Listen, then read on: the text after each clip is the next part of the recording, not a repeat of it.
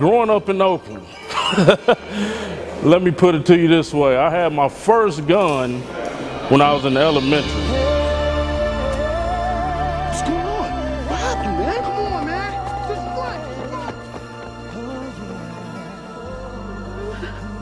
what? Well, my first experience in solitary confinement was in San Quentin.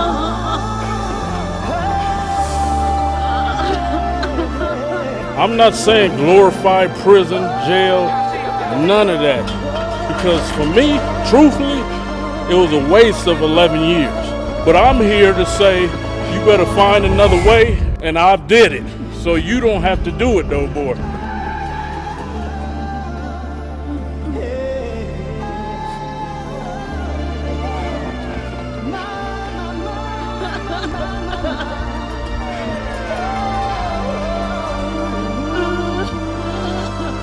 Neighborhood I lived in, you could look out the window, see somebody dead on the sidewalk. Kali means sharp, intelligent, fierce in Swahili, because I read and write Swahili, speak it fluently. I had my mother and I had a stepfather, and I was the middle child of 2 other children, and I was the black sheep. I was the one that got beatings and just got did bad. Football, wrestling, and track, and I excelled in all 3, all city and all 3, was senior class president. And then my senior year, my older brother died. Messing around with a gun, he killed himself. My second year at Fresno, I got in trouble. I went to the coach because my money was funny. I couldn't pay my rent. I didn't have enough money for food. So I went to Coach Sweeney, rest in peace. He died this 2013. And I asked him, could I get some money, you know, advance on my scholarship? So Coach Sweeney looked me in the eye, and I'll never forget it. He said, sir, a man gotta do what a man gotta do to survive in this world. And me being from the streets of Oakland, I took that in a negative way. So I went out and committed some robberies, ended up going to prison and doing 7 years in prison.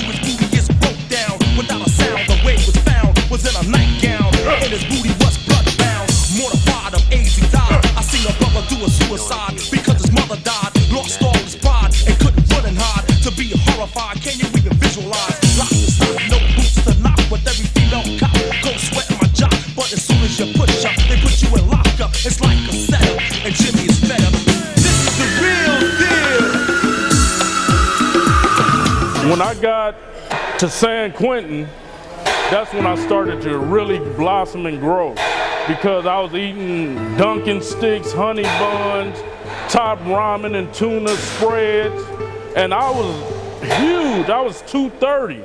There wasn't no need for no steroids. The only time I heard of somebody taking steroids in prison was at Tehachapi prison I was at. And a big white guy, he was young too, he was like, I got some D-ball. I'm like, what the fuck is that? He like, oh, it make you big. I'm like, motherfucker, I'm the biggest on the yard. What I need some fucking, and it's $20 a pill? Man, I go get 4 cases of top ramen for that. And so, it wasn't no need for me to do all that because I was already swole as a motherfucker. So 1997, the word got out that the weights were getting took. I was in San Quentin. It was unbelievable. The weights were like our God, you know, and I had one workout partner, big as me, could have been a bodybuilder too. And so we were stressed out. So we was hoping that this was just a rumor. So one day, on the yard, everybody screaming like, hey, they coming to take the weights. And so they had inmates that were low level to help them, help the correctional officers put the weights on trucks. So we started throwing rocks at them and socks and oranges, milks, everything. We were stressed out. So at that time, when the rumor had hit, I had devised a way in case they did take the weights, how to improvise. I said life ain't fair. I said life ain't fair. Life ain't fair. You can lock my body, but my mind is free. You can lock my body, but my mind is free. You can lock my body, but my mind is free. You can lock my body, but my mind is free. You can lock my body, but my mind is free. You can lock my body, but my mind is free. You can lock my body, but my mind is free. You can lock my body, but my mind is free. So let's get it on. Same song we sing, confined in the bing. Little brother doing the same thing. Trying to make a change, devils seem to cling. Trying to shake it, trying to make it. Sometimes I can't take it. The snakes get How you feel? devious. Good. How you feel? Good. It's devious. In man we trust, or in God we trust. Damn. In man we trust, or in God we trust. You can lock my body, but my mind is free. You can lock my body, but my mind is free. I had one of my workout partners on my shoulders doing squats, and the correctional officers didn't want that. They didn't want us to do anything like weights, no more. And so I told them, hey, send me to the hole. If I can't lift weights, if I can't work out, send me to the hole where I can do what I want to in my cell. And so that's what happened. I lost 90 days for working out. And, you know, when I tell people that story, they're like, you lost time for working out? And I'm like, yeah. So all you spoiled motherfuckers worry about what your gym got. You know, oh, my gym don't have this and that. Hey, motherfucker, I lost time from the streets for working out with water bags and using people for weights. So my mother come pick me up. We go to Costco. So she like, baby, get whatever you want.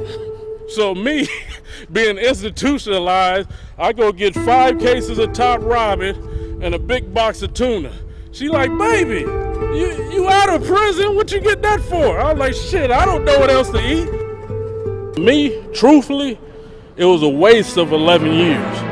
And the reason I say that is because I was dealing with robbers, killers, stealers, the most conniving people on the earth. And yes, I tried to bring positivity to them with knowledge, fitness, and trying to get these guys to look at life in a different way. But 99.9% of the guys that I dealt with in there went back or they dead.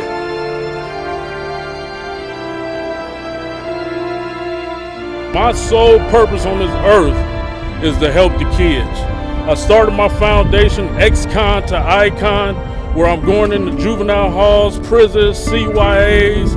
I'm going to the inner city schools where people don't want to go.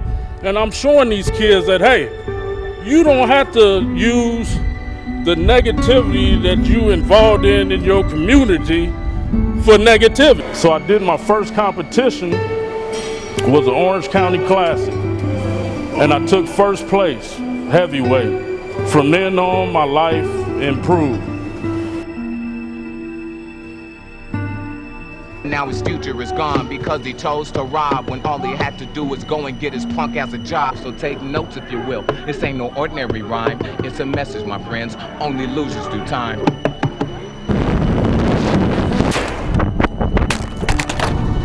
We're making history right now. Hey, we found you, baby, the copter.